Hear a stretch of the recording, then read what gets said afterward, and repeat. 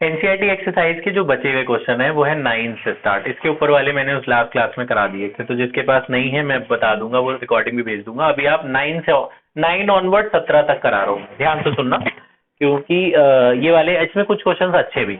पहला क्वेश्चन है, out of this and this, ये कंपाउंड दे रखा है NO2 CH2 CH2O माइनस और CH3 CH2O minus. Out of this compound and this compound which is more stable and why. इन दोनों में से ज्यादा स्टेबल कौन है? स्टेबल वो होता है जो जल्दी रिएक्ट ना करे। कहने का मतलब है इन दोनों पे नेगेटिव चार्ज है, मैं दोनों के पास एक प्लस वाला कोई चार्ज लेके जा रहा हूं, ये जल्दी रिएक्ट करेगा कि ये? जो जल्दी रिएक्ट करेगा वो ज्यादा रिएक्टिव होगा, वो स्टेबल कम होगा। हमें बताना है कौन ज्यादा स्टेबल है, कौन जल्दी रिएक्ट नहीं करता। तो दोनों के पास नेगेटिव चार्ज है, आपको देखना है कि किसकी इलेक्ट्रॉन डेंसिटी ज्यादा। जिसकी इलेक्ट्रॉन डेंसिटी ज्यादा वो जल्दी प्लस को अट्रैक्ट करेगा। तो आपको क्या याद रखना है, ध्यान से सुनना मेरी बात बेटा, आपको याद रखना है electron withdrawing group, NO2 halogen carboxylic acid, these are electron withdrawing groups. ये इलेक्ट्रॉन को अपनी तरफ खींच लेते हैं। तो इसके पास NO2 लगा हुआ है, NO2 क्या करेगा? इसकी इलेक्ट्रॉन को अपनी तरफ खींचेगा, इन सबके इलेक्ट्रॉन को अपनी तरफ खींचेगा। तो इसकी इलेक्ट्रॉन, इस पे लोन पेयर भी होता है, तो इसकी इलेक्ट्रॉन डेंसिटी को कम कर देगा, तो इसका नेगेटिव चार्ज का इफेक्ट कम हो जाएगा। While these groups, alkyl groups, methyl ethyl, ये जो CH3 CH2 ये वाले ग्रुप्स होते हैं, they are electron donating groups. ये अपना इलेक्ट्रॉन आपको देंगे। तो अगर ये अपना इलेक्ट्रॉन आपको दे रहा है, ये देखो कैसा है, CH3 CH2O माइनस, ये अपना इलेक्ट्रॉन आपको दे रहा है, तो ये इसकी इलेक्ट्रॉन डेंसिटी बढ़ा रहा है। और ये क्या कर रहा था नाइट्रो, ये इसकी इलेक्ट्रॉन डेंसिटी कम कर रहा था। तो ज्यादा नेगेटिव चार्ज का इफेक्ट किसके पास है? इसके पास, क्योंकि ये अपना इलेक्ट्रॉन भी आपको दे रहा है, तो इसका नेगेटिव इफेक्ट ज्यादा।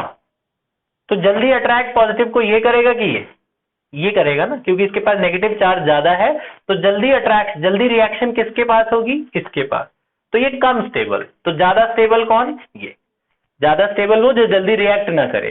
तो नेगेटिव चार्ज तो दोनों के पास था, हमें देखना था किसकी इलेक्ट्रॉन डेंसिटी ज्यादा। तो इसकी इलेक्ट्रॉन डेंसिटी ज्यादा, क्योंकि these are electron donating groups, ये आपको इलेक्ट्रॉन डेंसिटी और बढ़ा देंगे, नेगेटिव इफेक्ट को बढ़ा देंगे। तो नेगेटिव इफेक्ट बढ़ जाएगा तो पॉजिटिव को जल्दी अट्रैक्ट कर लेगा, तो जल्दी अट्रैक्ट कर लेगा तो मोर रिएक्टिव होगा, मोर रिएक्टिव होगा तो लेस स्टेबल होगा ना। तो ये less stable and this is more stable due to less electron density. ये याद रखना मेरी बात। ये मैं पिछली क्लास में लिखवा चुका हूं, समझाया नहीं था, जिसने नहीं लिखा जरा लिख लेना। तो पहले का आंसर ये है। नेक्स्ट क्वेश्चन था वाई, क्वेश्चन सुनना, why alkyl groups, suppose benzene है, benzene is called unsaturated, double bond होता है ना, इस पे एल्काइल ग्रुप लगा हुआ है जी। तो when alkyl groups are attached to this unsaturated system, से ये लगा हुआ है OCH3 या CH3 लगा हुआ है। जब एल्काइल ग्रुप अनसैचुरेटेड सिस्टम में लगे होते हैं तो रेजोनेंस क्यों होता है? Why they are electron donors, ये क्वेश्चन है। तो अभी मैंने आपको बताया कि मिथाइल ग्रुप क्या होते हैं, they are electron donating groups. तो इनके पास कोई इलेक्ट्रोनेगेटिव एटम है नहीं कि वो दूसरे का इलेक्ट्रॉन खींच पाए। ये नाइट्रोजन और ऑक्सीजन इलेक्ट्रोनेगेटिव एटम है, इसलिए वो उसके इलेक्ट्रॉन को खींच पा रहे थे। तो alkyl group does not have an electronegative atom. तो इलेक्ट्रोनेगेटिव एटम ना ही होगा तो वो आपके इलेक्ट्रॉन को नहीं खींच पाएगा, बल्कि अपना इलेक्ट्रॉन आपको दे देगा। Benzene is also electron withdrawing group like NO2। NO2 withdrawing था, हेलोजन विथड्रॉइंग है, कार्बोक्सिलिक विथड्रॉइंग है, बेंजीन भी विथड्रॉइंग है। तो बेंजीन आपके इलेक्ट्रॉन को खींच लेगा, ठीक है। तो अगर बेंजीन आपके इलेक्ट्रॉन को खींच लेगा तो आपको इलेक्ट्रॉन देना पड़ेगा, क्योंकि आप तो इलेक्ट्रोनेगेटिव हो नहीं। तो इसीलिए दिस CH3 ग्रुप यानी alkyl group when attached to unsaturated system they act as electron donors, क्योंकि वो वीक इलेक्ट्रोनेगेटिव एलिमेंट है। अगर उनके साथ ज्यादा कोई लग गया जो इलेक्ट्रॉन को खींच पाता है तो वो इलेक्ट्रॉन को देते हैं, ठीक है। तो इसलिए ये लोग they act as electron donors in presence of unsaturated system. मैंने डबल बॉन्ड वाले बेंजीन वाला ग्रुप इससे इलेक्ट्रॉन को ले सकता है। अब अगला क्वेश्चन है, मैंने जिस पे सर्कल किया हुआ है, ये आपको बताना है ये इलेक्ट्रोफाइल है कि न्यूक्लियोफाइल, हम कर चुके हैं। मैंने आपको बताया था कि भाई बताओ इलेक्ट्रोफाइल है कि न्यूक्लियोफाइल। न्यूक्लियोफाइल जिन पे नेगेटिव चार्ज होता है, जो जो जो न्यूक्लियस अट्रैक्टिंग होते हैं, जो इलेक्ट्रॉन रिच होते हैं, they are electron rich, so they are nucleophile. लिख लोगे? तो दे आर न्यूक्लियोफाइल। ये दो तो मैं लिखवा चुका हूं, यहां से आपको लिखना है, इसलिए सुन लेना ध्यान से। अब ये क्या है? न्यूक्लियोफाइल। ये क्या है? न्यूक्लियोफाइल। इस पे भी नेगेटिव चार्ज है ना। जिन पे लोन पेयर होता है और नेगेटिव चार्ज, वो न्यूक्लियोफाइल, और जिन पे पॉजिटिव चार्ज होता है वो इलेक्ट्रोफाइल। क्यों? इलेक्ट्रोफाइल इलेक्ट्रॉन डेफिशिएंट होते हैं। Electrophile are attracting towards electron. तो इलेक्ट्रॉन की तरफ कौन अट्रैक्ट होगा? जिस पे प्लस चार्ज होगा, तो प्लस चार्ज इलेक्ट्रॉन की तरफ अट्रैक्ट होता है। तो ये इलेक्ट्रोफाइल है और ये दोनों क्या है? न्यूक्लियोफाइल। बस इतना ही बताना था।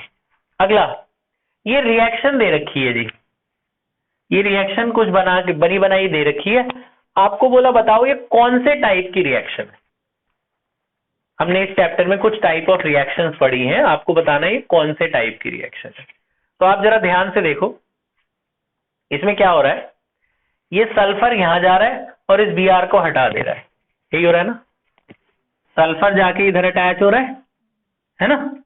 सल्फर जा रही है, पूरा ही कंपाउंड चला गया HS माइनस, यहां से उसने Br को हटा दिया। तो Br इज न्यूक्लियोफाइल। Br पे क्या चार्ज है? न्यूक्लियोफाइल। और न्यूक्लियोफाइल को आपने हटा के खुद लग गए आप। तो एक नाम बता रहा हूं, नाम याद रख लेना। इस चैप्टर में नहीं लिखा, ये अगले चैप्टर में लिखा हुआ है, लेकिन क्वेश्चन इन्होंने इस चैप्टर में पूछ लिया, तो अब इसी में कर लेते हैं। So this is nucleophile and this is also a nucleophile. इस पे भी नेगेटिव चार्ज है।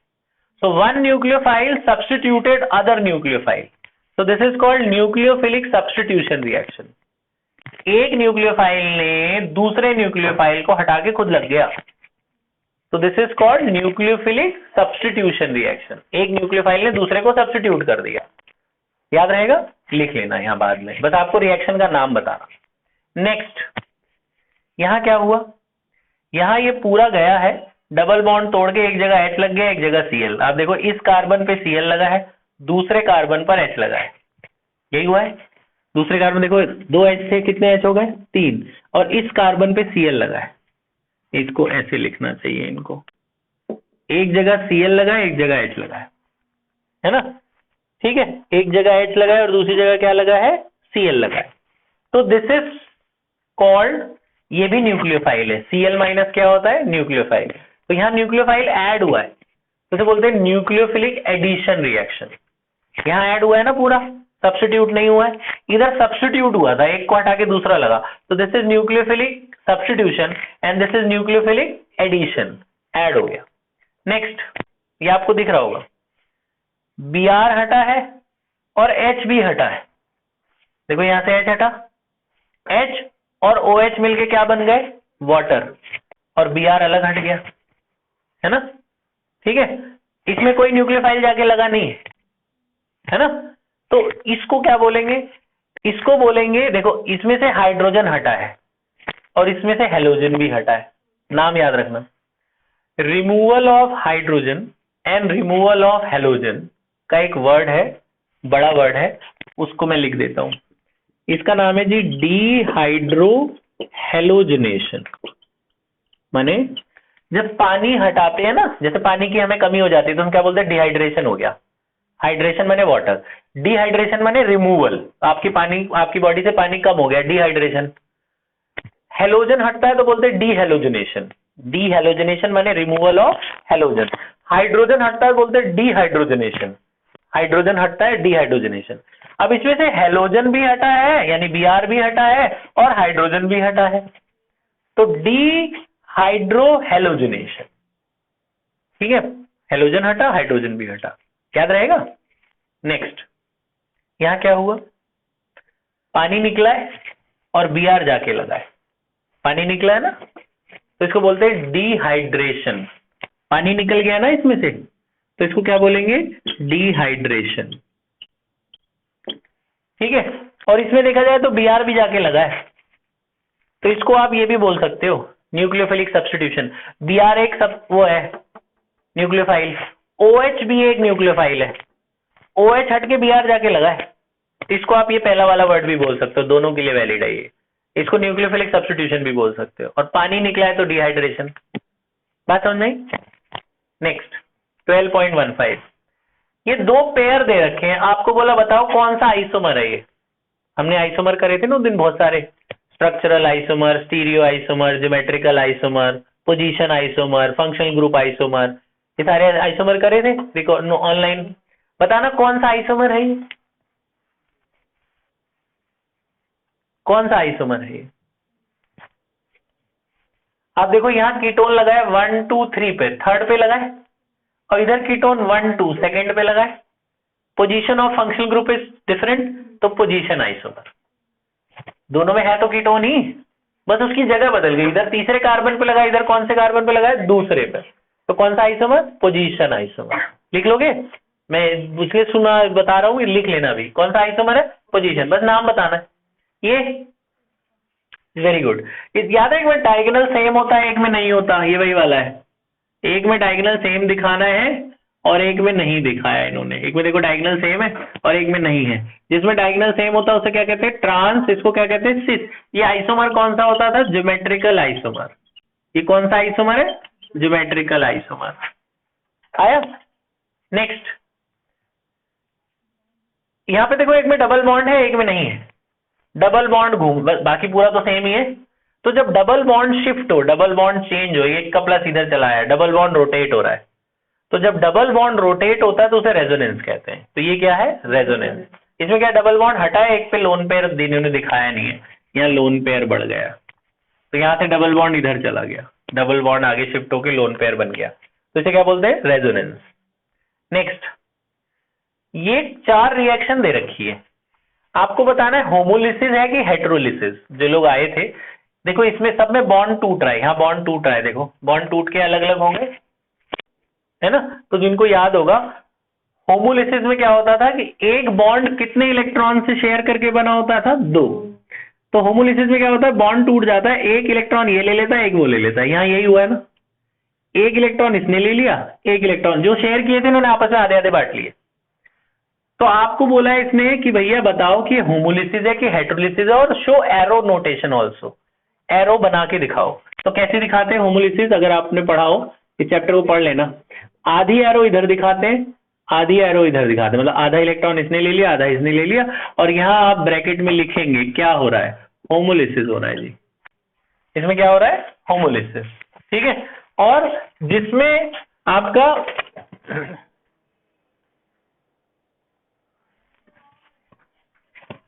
तो जहां पे बॉन्ड टूट गया तो यहाँ पे क्या हो रहा है, होमोलिसिस हो रहा है। हेटेरोलिसिस, अगला, ये होमोलिसिस समझ में आ गया। एरो दिखाना और बताना है क्या हो रहा है। अगला, यहां देखो क्या हुआ, कार्बन के पास हाइड्रोजन वगैरह भी होते हैं, इस OH ने इससे H ले लिया, इस OH ने इससे H ले लिया, है ना। और इसमें एक चीज और दिखाई होगी इन्होंने, आप ये जो है ये कार्बन ही होते हैं, इधर भी CH3 है, इधर भी CH3 है। इसने इससे एक H ले लिया, देखो OH ने H लिया तभी तो वाटर बना वो, और क्योंकि इसने H लिया तो इस कार्बन पे एक प्लस चार्ज आ गया, इसने अपना प्लस दे दिया ना, चार्ज दे दिया। तो आपको बस ये दिखाना है कि भैया इसमें एरो नोटेशन क्या हो रही है, होमोलिसिस हेटेरोलिसिस है। तो एक पे प्लस था, और क्योंकि इसने प्लस यहाँ से ले लिया है तो इसमें कोई ब्रेक नहीं हो रहा है, बस इसने अपना H इसको दे दिया। तो बस इसमें एरो नोटेशन दिखानी है आपने कि किसने क्या किया। अपना एक है जिसको दे दिया, तो इसके 2 हाइड्रोजन बच गए, इसके पास पूरे रहे। ठीक है, वो एंड कर दे बेटा, उधर आ रही है।